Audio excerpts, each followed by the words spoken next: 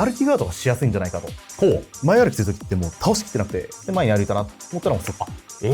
達人の領域じゃん。目玉なのがパーツが外せるんですよ。簡単にこの十字キーの上要素を外しちゃってるんですよ。1、2、3、4、5、6例です。あと何でもその最終的な入力法も残してるみたいなの。両手を使ってそのステップをすると。ほう。皆さんこんにちは。ロート G の時戸でございます。今回は第7回目の格ゲー研究室となっております。私現在もコントローラー、デバイスについて日々研究を行ってはいるのですが、どうにも、コントローラー、パッドについてはですね、ちょっと著しく知識が少ないということで、そちらの方の勉強をしていくことで、総合的な知識を高めてですね、今後のデバイス研究に努めてまいりたいと。ということでですね、今回はパッドを巧みに操るこちらのプロゲーマーの方に来ていただきました。よろしくお願いします。よろしくお願いします。チームラプラス所属の岸場です。よろしくお願いします。よろしくお願いします。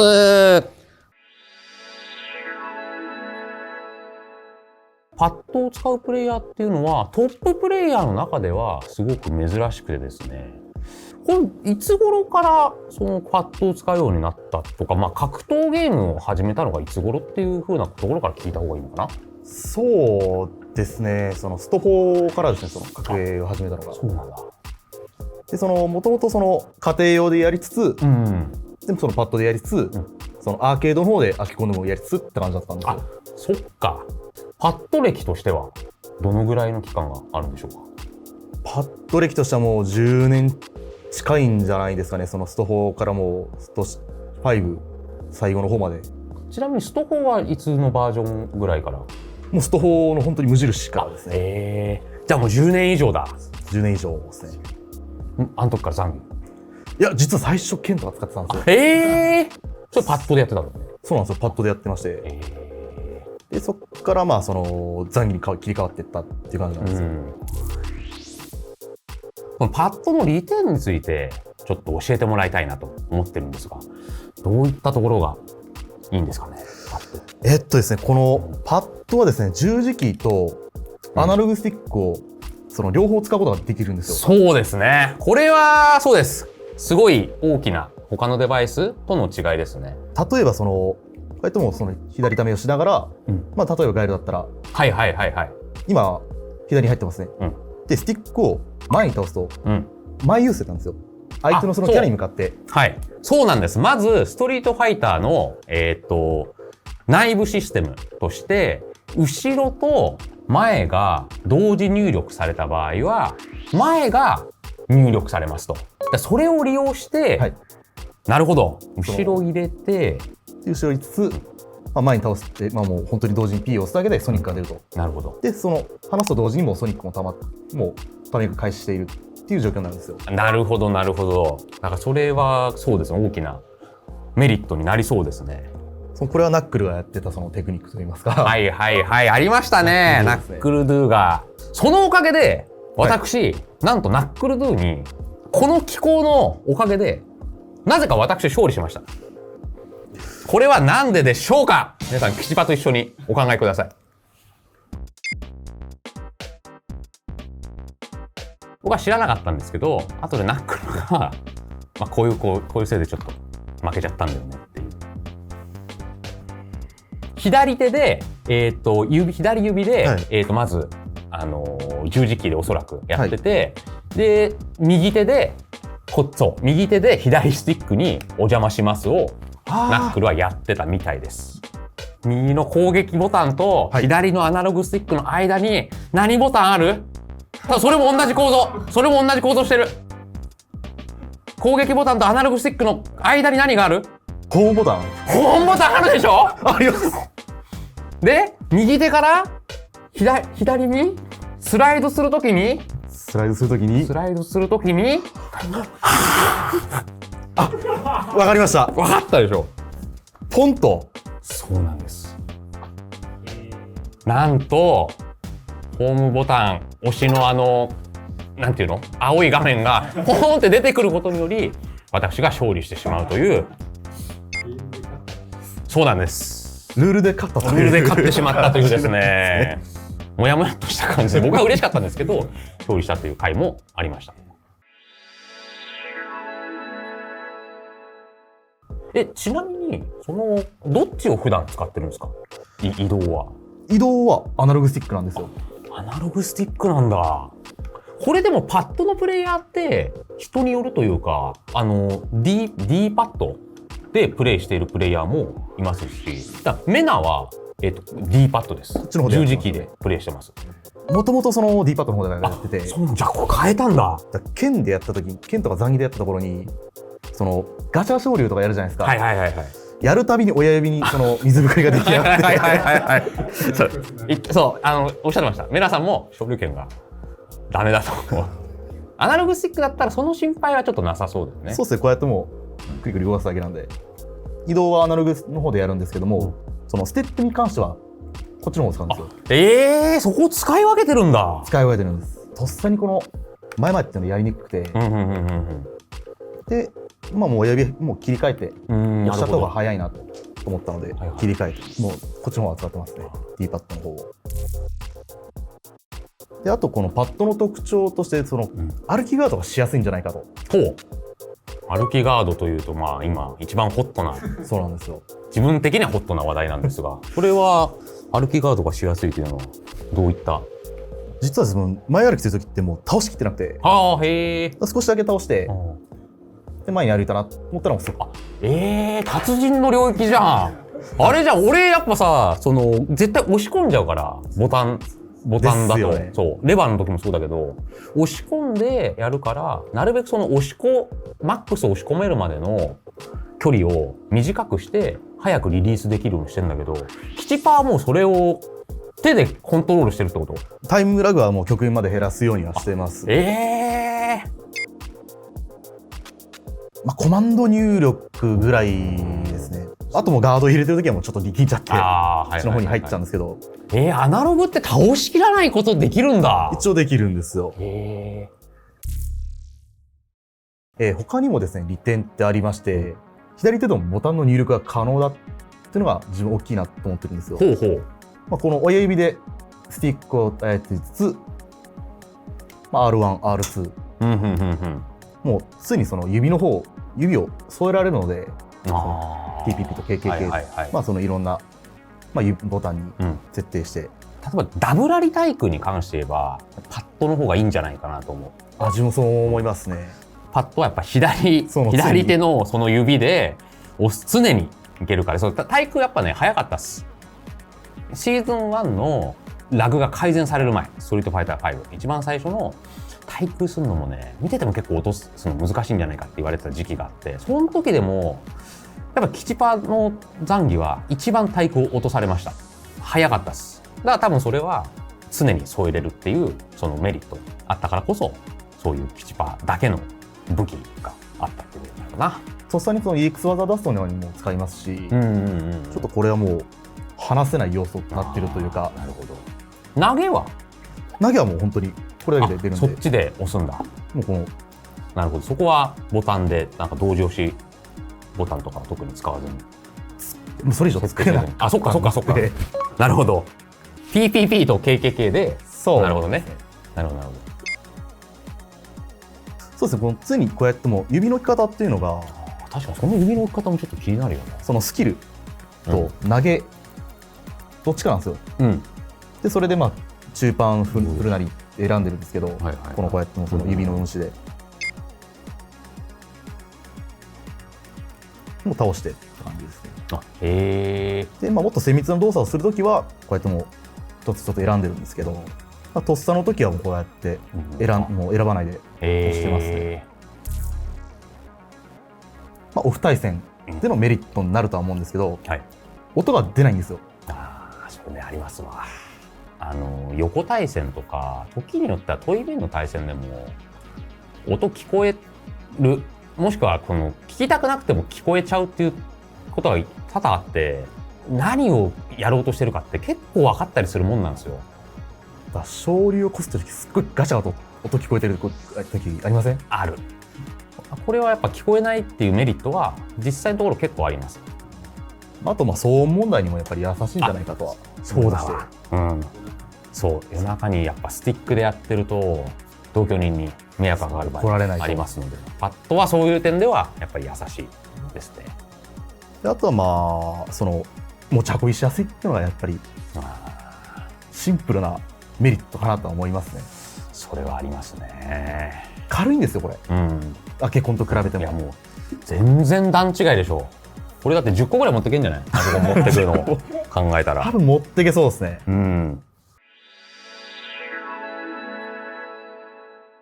はい、それでは今現在キチパが使っているパッドについてちょっとご紹介してもらいましょうか。はい、スラストマスターの ESUP Pro を使っております。なんかちょっと違うね。純正パッドとちょっと結構違うところがあるんじゃないこれ？そうですね。背面ボタンなどがあったり、目玉なのがパーツが外せるんですよ。簡単に。これ何？これでもう今つながってるの？もう使えるの？これでも今使えます。スティックとか十字キーってパッドを使ってる人間からすると壊れやすいパーツなんですよ。少しもおかしくなったら外して交換するって感じにはしてますね。なるほど。じゃあパーツごとにこれは交換できるんですね。そうですね。モジュール式になってるので、ここを外してもうそのボタンを増やすってこともできますよね。6ボタン式に。そういうのもあるんだ。そういうのもできるんですよ。これ背面ボタンっていうのもさ、はい。ここになんかここのボタンこっちにするみたいなのもできるの？できます。ですね、自分の場合はこの十字キーの上要素を外しちゃってるんですよ。そのソフト側の方で。で、どこに設定してるかっていうと、ここに背面のここに設定してて。なるほど。で例えばそういうこと考えるね。下試しつつ、もうここ入れるだけで。そっか。そっか。はめ技がすぐ簡単に出せる。であとはニュートラルを挟まないんで飛びも速いんですよ。そうだ。確かに。飛ぶとこうなるんで、どうしてもこの間に感覚って生じるんですけど、ボタン押すだけなんで、それでもすぐボタンが押せば飛びが出る。なるほど。設定できる内容としてはスティックのデッドゾーン、その真ん中の方のどれぐらい倒したら認識されるかっていうのをいじれたり、ちょっと入れるだけで反応するようにできるっていうこと？そうですね。もう本当に少し触れただけでも。じゃあどこまで攻めるかで達人の領域が決まるんだ。そこ自分今結構こだわってるところですね。それ探りがいあるね。結構攻めてる。結構攻めてます。結構攻めてるだろうな。今デッドゾーンに 2-3% ぐらいですね。そうですね。倒しきり 100% 見て、で 2% ってお前それ達人の領域やがな。スティックとかレバーレスのボタンは今はほとんどがハードで、メカニカルボタンのハードで制御してるんだけど、これはやっぱり今ソフトの方で制御するっていうのはなかなか面白いですね。岸場さんに素晴らしいパッドのプレゼンをしていただきましたが、プレゼンならぬプレゼントがあるということで聞いておりますが、まさか？いや、まさかなんですよ。まさか？実は用意しております。いいの？ここでいいの？じゃあこちらのスラストマスターESUP Pro を1名様にプレゼント差し上げるという。私のツイッターアカウントをフォローで、そしてツイッターの方でもプレゼント企画を行いますので、そちらの方のリツイートをお願いできればと思います。最先端のこのコントローラーを1名様にということなので、ぜひとも岸場さんの、ツイッターの方フォローまずはお願いいたします。お願いします。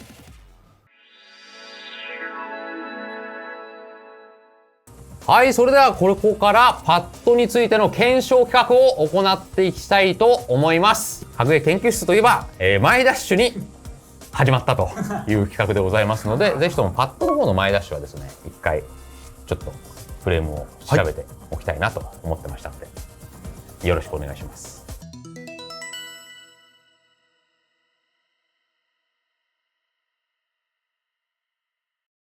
じゃあまず一回若干まず振ってください。まず振って、OK。ここからもうダッシュでいいです。おお、いいね。OK。そう。俺うるさいか。いや全然大丈夫です。OK。5回やったね。5回。0。0。1、2、3、4、5、6。6フレです。6フレ。これ早いんですか？俺はスティックでやった時は結構早いと思ったフレームが6。0。0。1、2、3、4、5、6、7。7フレです。0、1、2、3、4、5、6、7。7フレです。6から7で安定しそうな気がするな。0、1、2、3、4、5、6。0、1、2、3、4、5、6。次はレバーで前捨てを。いいね。遅いな。ここ全力だからね。全力。いいね。いいね。0、1、2、3、4、5、6、7、8。8フレ。1、2、3、4、5、6。6フレ。お前レバー早いじゃん。1、2、3、4、5、6、7、7。1、2、3、4、5、6、7、8。8。1、2、3、4、5、6、7、8。8。